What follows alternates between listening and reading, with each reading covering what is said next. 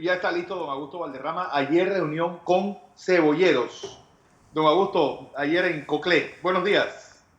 Bueno, buenos días, Fernando, profesor Blandón. Un saludo a todos los oyentes de este gran programa de orientación nacional.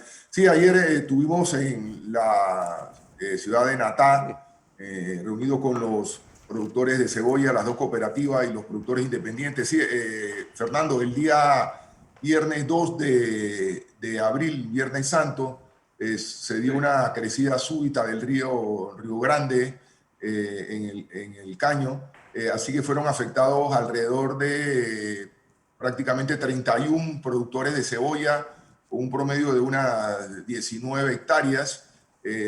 Al día siguiente nos tuvimos en el área, recorrimos y vimos las afectaciones que se dieron y llegamos a un acuerdo con los productores de reunirnos en el día de ayer.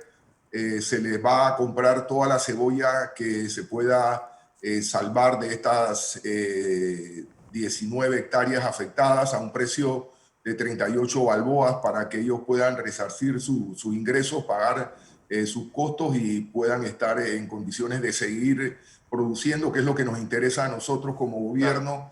Una área importante. Este año se dobló la producción de cebolla en esta región importante de la provincia de Coclé, y lo que queremos es que los productores sigan trabajando y produciendo, y estamos junto con el Banco de Desarrollo Agropecuario, el Instituto Seguro Agropecuario, el IDIAP en la provincia, para seguir evaluando los daños y apoyarlos en todo lo que son los pagos de las pólizas y resarcir los daños y la compra del producto para que no pierdan esa comercialización. Adicional, quiero informarte que en el día de ayer le dimos una buena noticia a los productores de cebolla. Después de más de 5 años de estar pendiente, ya se lleva un 60% de avance en los trabajos para colocar la línea El secadero. trifásica en la planta de secado de cebolla en Natá, que había estado 5 años sin uso. Esto le va a Sí. permitir a ellos poder crear valor agregado, mejorar su producto y tener mejores condiciones. Y también estamos creando el centro de investigación a través del IDIAP en la provincia de Coclé, un centro exclusivo para la genética de la cebolla, el manejo mucho más tecnificado a través de riego y otras técnicas que van a mejorar esas condiciones y evitar que estos daños se sigan ocurriendo. Así que nos alegra mucho que este sector esté reactivándose. Este año tenemos más de 600 hectáreas adicionales que el año pasado sembradas de cebolla, y estamos llegando prácticamente a las 1.200 que habíamos logrado para abastecer la producción nacional. Así que eso es una buena noticia, y reiteramos el apoyo del gobierno a estos productores en el área de Coclé. Don José. Don Augusto, en el marco de lo que pasó con los cebolleros, eh, lo que usted calcula es que esta pérdida nos llevará a importar. Bueno, nosotros todavía, profesor Blandón, no somos autosuficientes. Llegamos en el 2012 a ser autosuficientes. Teníamos sembrada aproximadamente 1.300. 1.200 hectáreas de cebolla. Después que se dio la situación de apertura e importaciones el año pasado excesivas en época de cosecha, sobre todo de este rubro, se perdieron 800 hectáreas y más de 300 productores cerraron sus instalaciones.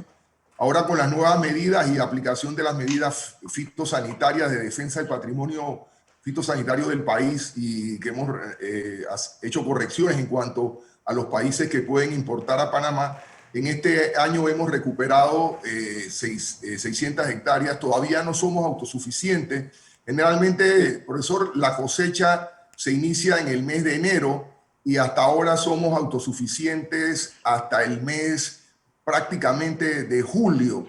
De ahí se inician importaciones que se hacen para completar la producción nacional con las importaciones, y a través de la cadena agroalimentaria de cebolla, estos 20 meses hemos manejado bastante bien con los importadores, con los comerciantes, los productores, las importaciones, para no crear importaciones excesivas, lo que le ha dado seguridad a estos productores Y yo siento que si seguimos de esa manera, y también importante, profesor, lo que usted siempre ha dicho, el caso de la productividad. Nosotros tenemos un promedio de aproximadamente 500 a 600 quintales por hectárea, ese es el promedio nacional, pero ya en el caso de algunos productores de nata y sobre todo en el área de Azuero, que están sembrando con regadío y con fertilización, con riego, estamos elevando la productividad casi el doble, más de 1.200 quintales y hemos llegado hasta 1.500 quintales por hectárea, lo que implica que podemos ser competitivos en este rubro. Lo importante es darle seguridad a los productores, que el Estado se convierta en un ente de facilitador de tecnología, de mejoramiento de los cultivos, de manejo de post cosecha, y yo creo que podemos lograr entonces dentro de un par de años, si seguimos de esta línea, el autoabastecimiento, pero sí tenemos que importar aproximadamente un 30-40% todavía de la producción, del consumo nacional. Ministro, permítame, Fernando, permíteme una pregunta adicional. En este momento de estos meses de pandemia, en forma paradójica, se ha producido un fenómeno importantísimo, que es que el sector agropecuario ha crecido a una velocidad mayor que la historia de los últimos 30 años. La velocidad de crecimiento de este periodo ha sido impresionante con respecto a lo que teníamos. Bien, si logramos mantener esa dinámica, podemos resolver un problema que es el que le quiero plantear. He hablado con algunos productores, no solamente de cebolla, sino de arroz, de ganadería, de lechería. Uno de los principales problemas de los productores nuestros en el campo, usted lo conoce bien, señor ministro, es el problema de la carga financiera que arrastran.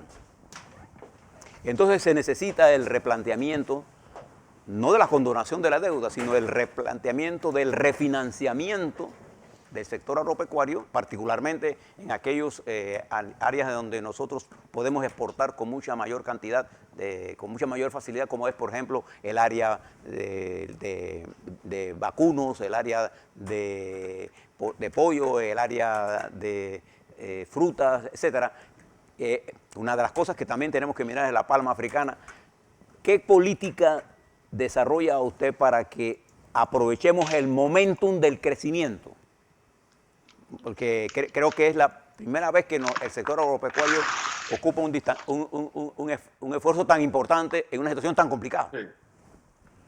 Sí, profesor, el tema radica fundamentalmente en las políticas aperturistas de muchos de nuestros países que dieron al traste con el desarrollo del sector agropecuario, y hay que volver la mirada de nuestros gobiernos al campo, no desde el punto de vista paternalista ni del punto de vista del juegavivo, sino realmente verlo. Para mí, si nosotros en los próximos años, cualquiera sea el partido político que gobierne, no mira al agro desde el punto de vista de la paz social de este país, nosotros tenemos la posibilidad de crear una sinergia entre la zona transitista, la generación de valor logístico, el canal de Panamá, la movilización, que genera inversiones grandes, pero no genera empleo. Ahí es una tecnología de punta que más bien crea desempleo por la alta productividad y tecnología. Lo vemos en el sector portuario, en el sector canalero. Ya los barcos ya no pasan con 4.000, pasan con 16.000 contenedores, con menos marinos dentro de los barcos. Y nosotros vemos en el sector productivo, y dado la conectividad de Panamá, en una posibilidad de desarrollar el sector. Pero lo importante es crear realmente una política donde nosotros le demos seguridad al sector. No hay ningún sector que se desarrolle en el mundo, ni los tigres del Asia, ni nada, sino hay una política de Estado para promover ese desarrollo. Y una de las conclusiones que yo tengo es que tenemos que garantizar efectivamente el desarrollo del sector agropecuario, invirtiendo adecuadamente, llevando préstamos blandos, tecnología de punta, que no es difícil. Ahí tenemos el caso de Israel y de otros países que han desarrollado, pero verlo de manera social y políticamente viable, porque Panamá y Colón no aceptan una inmigración más de panameños, mientras que en el interior nosotros tenemos que construir escuelas, sus centros de salud, alcantarillas, puentes. Ya en Panamá tenemos 4 metros que van a representar 12.000 millones de dólares y todavía no hemos resuelto los problemas de agua, de salud, y cada vez la generación de empleo es más costosa en esta vía. Comparto plenamente con usted lo que señala y que se le quedó a Chapman por fuera, que es utilizar los fondos de nuestros recursos básicos para el desarrollo de este sector. ¿Cuánto hemos invertido en la ciudad de Panamá y Colón y no hemos podido resolver el problema? ¿Y cuánto hemos invertido en el resto del país? El 80% del PIB está en la ciudad de Panamá y Colón. Esto es insostenible y esta política puede hacerse. Tenemos productos exitosos, tenemos el banano, tenemos la carne de res que estamos exportando a China, podemos exportar a Estados Unidos, las frutas, los cítricos, el arroz, podemos ser competitivos y tenemos buenas tierras y buenas aguas. Lo que hay que darle seguridad al sector, hacer de cada productor un empresario exitoso que gane plata. El agro no puede ser sinónimo de pobreza y miseria. Tenemos que hacer que gane para que la gente invierta y podamos desarrollarlo. Así que yo creo que el agro tiene que ser la religión que une a todos los panameños y sobre todo para eliminar la gran desigualdad y encontrar vías de desarrollo alternos a la zona de tránsito que ya para mí se encuentra agotada en cuanto a la generación de empleo. Ministro, el Grupo Unidos por el Agro ayer estaba convocando o habían dicho que había haber una reunión en la ciudad de Las Tablas a las 2 de la tarde. ¿Se dio esa reunión? ¿Cuáles son los aspectos que este grupo está reclamando, pidiendo al gobierno? Mira, la reunión no se dio porque uno de los grupos que estaba llamando, yo acepté la reunión, como siempre lo hago, dentro del marco del respeto, el intercambio libre de las ideas, y aquí somos ministros de todos y tenemos que trabajar con todos y nadie puede pensar igual, y nosotros consideramos que el debate de las ideas y en la mesa de las negociaciones es la que nos hace avanzar y buscar la verdad y echar adelante. Yo acepté la reunión que citó los grupos de los maiceros de Los Santos con una cooperativa de productores de maíz y sorgo y Unidos por el Agro, y nos íbamos a reunir en Las Tablas a las 2 de la tarde del lunes. Pero salió un comunicado de la Asociación de Maiceros y Productores de Sorgo donde por diferencias de criterio con Unidos con el Agro en cuanto al desarrollo de esa reunión se cancelaba la reunión. Así que yo me quedé en tierra y se dio a entender que yo había cancelado la reunión por motivos de seguridad. Yo hasta ahora le temo a Dios y yo creo que estamos en un país libre y democrático y yo no le tengo miedo a las reuniones y menos a conversar con los productores. Así que se canceló. Bueno, ahí hay varias situaciones. Uno, yo pienso que nosotros tenemos que estar claros cuáles son los problemas del agro y discutir los problemas del agro. Yo en esa parte me siento con cualquiera y vemos las diferentes posiciones, los diferentes criterios. Hay los industriales que tienen su criterio, los productores su criterio, la Cámara de Comercio su criterio, los importadores su criterio, pero lo hemos logrado y prueba de eso fue la ley de eliminación de la UPSA, donde se logró un consenso, no un acuerdo total, porque cuando tenemos leyes que son leyes que regulan y donde hay diferentes sectores, no todo el mundo se puede estar contento con la ley, pero la ley fue muy bien aceptada. Inclusive yo vi los comentarios del profesor Blandón sobre la ley y se aprobó por unanimidad, que es una situación importante de recalcar en la Asamblea, con todos los partidos aprobaron la ley. Pero en el caso de Unidos por el Agro, ellos consideran que la ley es una fachada de la UPSA y que la UPSA no se eliminó y que sigue lo mismo y que este gobierno lo que quiere es seguir con el negociado de las importaciones. Me acusaron a mí, al presidente, de querer enriquecernos con las importaciones y una serie de cosas que yo estoy totalmente en desacuerdo, y yo les señalé a ellos que si ellos me demostraban a mí que la UPSA no había desaparecido y que lo aberrante que había sido esta institución para el sector agropecuario y para el país seguía, yo renunciaba inmediatamente como ministro de Desarrollo Agropecuario, porque yo no iba a firmar ninguna ley que considerara un retroceso en este momento, igualmente el señor presidente de la República. Y ellos han mantenido en esa posición. Yo no quiero adelantar criterios, si es una posición política o otro criterio, pero en ese sentido discutamos. Y otros sectores que sí están discutiendo los problemas de los pagos. Yo le he dicho que este es un problema permanente, hay que estar pagando todos los meses estamos en una pandemia, tenemos que pagar alrededor de 85 millones todos los años en subsidio y lo estamos haciendo. El año pasado, pese a la pandemia, pese a todos los problemas, se cancelaron todas las deudas del año pasado. Las deudas que están ahora son las que están correspondientes este año, que tenemos que pagar 80 millones, 85 millones de nuevamente, en cuanto a 7.50 por quintal de arroz, $3 por quintal de maíz, 10 centavos por litro de leche grado C a los productores de grado C. Tenemos también las leyes de granos básicos y otras leyes de la ley 25. Y nosotros consideramos de que el gobierno ha pagado bastante bien en comparación con la pandemia. Ahora, los productores tienen toda la razón. Ellos antes recibían esos 7.50, inmediatamente entregaban el arroz al molino.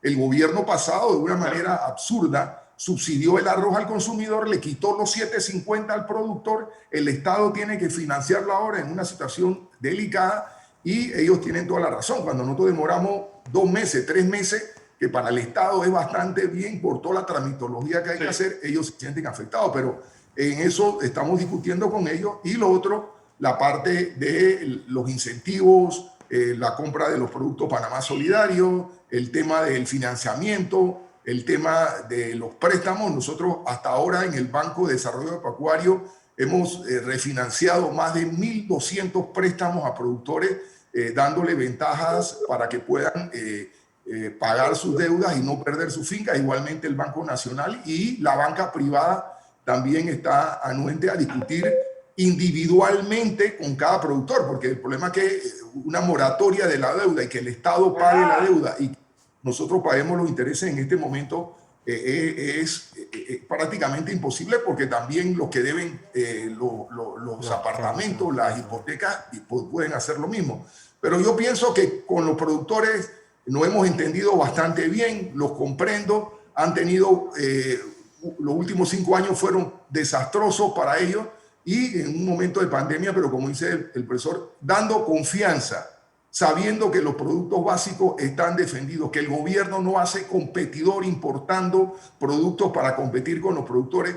Hemos ganado esa confianza y los productores han demostrado su casta, su valentía. Y yo cada vez que voy al interior, Fernando, profesor, me siento cada vez más comprometido con por su valentía, su capacidad de trabajo y su resiliencia. Así que ese es el compromiso que tenemos, y mientras Dios nos dé salud, fortaleza y podamos seguir trabajando, creo que el agro es una alternativa no solamente económica, sino tremendamente social y de seguridad política para este país.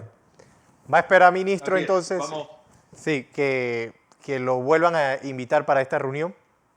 Sí, como no, yo sí estoy abierto al diálogo y creo en el debate político. Yo nací en el debate político y en el intercambio de las ideas que se ha perdido en estos últimos años. Nosotros somos hijos del proceso revolucionario y nos movimos en la lucha social y la lucha de la recuperación de la soberanía, y esto es lo que alimenta al ser humano, el debate de las ideas. Lo que sí, yo le he dicho a muchos de los productores que me han cerrado las calles con los tractores y lo demás, digo, bueno, mire, se pueden quedar ahí, ustedes tomen las decisiones, pero yo no me voy a reunir en una gallera discutiendo. Nombren su comisión de 5, 6, 7 personas y venimos acá a un sitio tranquilo, sosegado, y discutimos las ideas y buscamos soluciones. Yo no creo que ustedes nos puedan acusar a nosotros de enemigos del agro. Así que en eso nos ha servido, y creo que Panamá, y lo vimos en todas las reuniones que hemos tenido, tenemos que fortalecer la discusión, el debate de las ideas,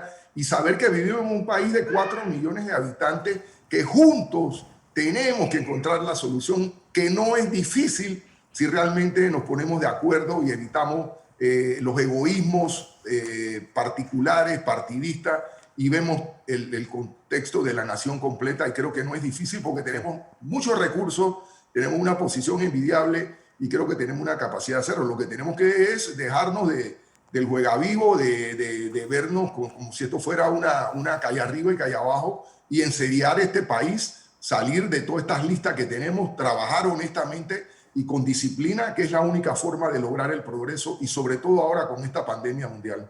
Fernando. Así es. Gracias, señor ministro.